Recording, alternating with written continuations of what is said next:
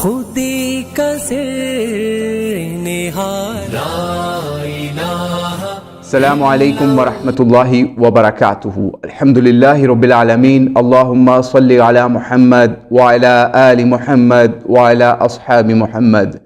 آج کی اس نشست میں ہم نبی علیہ الصلاۃ والسلام کے ایک صحابی حضرت حسان بن ثابت رضی اللہ تعالیٰ عنہ، جو کہ شاعر رسول بھی کہلاتے ہیں، شاعر اسلام بھی کہلاتے ہیں، انہوں نے نبی علیہ السلام کے اس دنیا سے رخصت ہونے کے موقع پہ کیا قصیدہ، کیا الفاظ بیان کیے یا پڑھے، آج ہم ان الفاظ کو تاریخ ابن کثیر بدایہ و نہایہ سے آپ کے سامنے پڑھیں گے۔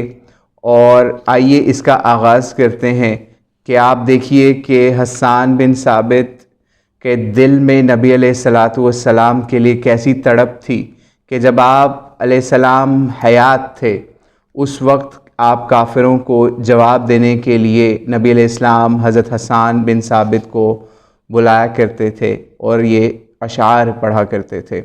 تو آئیے ان کے وہ قصیدہ جو نبی علیہ السلام کے اس دنیا سے رخصت ہونے کے اوپر انہوں نے نبی علیہ السلام کے لیے پڑھا، وہ پڑھتے ہیں تاریخ کی اس روایت سے۔ ابن اسحاق کے بیان سے ابن کثیر نے لکھا ہے کہ رسول علیہ الصلاۃ والسلام کی وفات کے بارے میں حضرت حسان بن ثابت کے قصائد کا ذکر کیا ہے۔ ان میں سب سے بڑا فصیح اور عظیم قصیدہ وہ ہے جس سے عبد الملک بن حشام نے ابو زید سے روایت کیا ہے کہ حضرت حسان بن ثابت نے رسول علیہ السلام پر روتے ہوئے یہ قصیدہ کہا۔ آئیے اس کا آغاز کرتے ہیں۔ طیبہ میں رسول اللہ صلی اللہ علیہ وآلہ وسلم کے کچھ نشان اور روشن گھر ہے، نشانات مٹ جاتے ہیں اور بوسیدہ بھی ہو جاتے ہیں، اور دارالحرم سے نشانات نہیں مٹتے۔ وہاں پر ہادی کا منبر ہے جس پر وہ چڑھا کرتے تھے۔ آپ نشانات کو واضح کرنے والے اور نشانات کو باقی رکھنے والے ہیں، اور آپ کی حویلی میں مصلی اور مسجد ہے، وہاں حجرے بھی ہیں جن کے وسط میں اللہ کی طرف سے نور اترا تھا جس سے روشنی حاصل کی جاتی تھی۔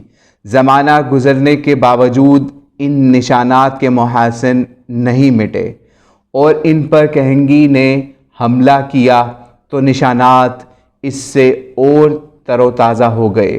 میں وہاں رسول اللہ صلی اللہ علیہ وآلہ وسلم کے نشانات اور ان کے عہد کو پہچانتا ہوں۔ نیز وہاں ایک قبر ہے جس میں آپ کو لحد میں ڈالنے والے نے مٹی میں چھپا دیا ہے۔ میں وہاں کھڑے ہو کر رسول اللہ صلی اللہ علیہ وآلہ وسلم پر روتا رہا، اور آنکھوں نے درد کی، اور ان کی طرح جنات کی آنکھوں نے بھی درد کرتی ہیں۔ وہ رسول اللہ صلی اللہ علیہ وآلہ وسلم کے احسانات یاد دلاتی ہیں، یعنی آنکھوں کا ذکر کر رہے ہیں، اور میں وہاں اپنے آپ کو ان احسانات کا شمار کرنے والا نہیں پاتا تو میرا دل افسوس کرتا ہے۔ وہ دل درد مند ہیں، انہیں احمد کی موت نے کمزور کر دیا ہے، تو وہ رسول اللہ کے احسانات کو شمار کرنے لگ جاتے ہیں۔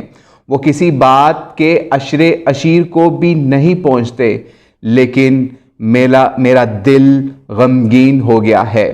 انہوں نے اپنے قیام کو لمبا کر دیا، اور آنکھیں اس قبر کے کھنڈرات پر جس میں احمد دفن ہیں خوب روئیں۔ اے قبر رسول، تجھے برکت دی جائے، اس ملک کو بھی برکت دی جائے جس میں راست رو صاحب رشد نے ٹھکانہ بنایا ہے۔ ہاتھ اس پر مٹی ڈالتے ہیں، آنکھیں اس پر روتے روتے اندر دھنس گئی ہیں، اور انہوں نے علم و حلم و رحمت کو شام کے وقت چھپا دیا ہے، اس پر تر مٹی ڈال دی ہے جسے سہارا نہیں دیا جاتا، اور وہ غمگین ہو کر چلے گئے، اور ان میں ان کا نبی موجود نہ تھا، ان کی پشتیں اور بازو کمزور ہو چکے تھے، اور وہ اس شخص پر روتے ہیں جس پر زمین و آسمان روتے ہیں۔ لوگ بہت غمگین ہیں، اور کیا کسی مرنے والے کی مصیبت نے اس مصیبت کی برابری کی ہے جس روز محمد صلی اللہ علیہ وآلہ وسلم فوت ہو گئے۔ اس روز وحی نازل کرنے والا ان سے الگ ہو گیا، اور وہ ایک نور تھا جو اوپر نیچے جاتا تھا اور رحمان کی اقتدا کرنے والے کی رہنمائی کرتا تھا، اور وہ سچ کا معلم تھا۔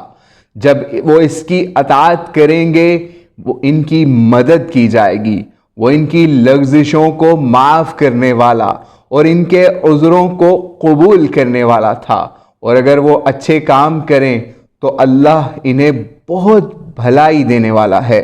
اور اگر کوئی ایسا معاملہ پیش